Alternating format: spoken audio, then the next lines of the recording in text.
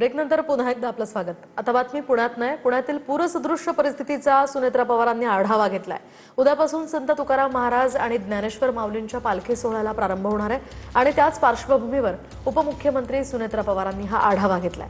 पुण्याचे जिल्हाधिकारी, पुणे आणि पिंपरी चिंचवड महापालिकांचे आयुक्त, पोलीस प्रशासन आणि संबंधित वरिष्ठ अधिकाऱ्यांशी त्यांनी संवाद साधलाय।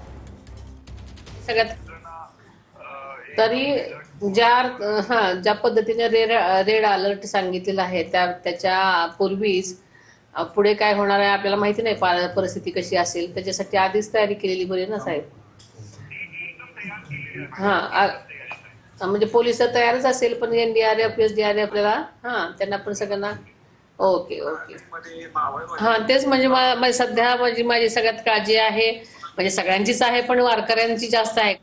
आपली कुठपर्यंत काय आपली तयारी आहे काय आहे ते विचारावं म्हटलं मी। मॅडम टीम आहे आपली ऑलरेडी तिकडे, म्हणजे आपण तिथे जे काही ब्रिजेस जे ठाण्याखाली गेले होते तिथे मग हे पण लावलेले आहे आपले नो ट्रॅफिक असं हे करून टाका, कारण काय होतं की बऱ्याच बाहेरगावची वृद्ध महिला, लहान मुलं सगळेच वयस्कर माणसं मोस्टली पालख्यांमध्ये असतात आणि मोठ्या संख्येने तिथे गेलेली आहेत लोक।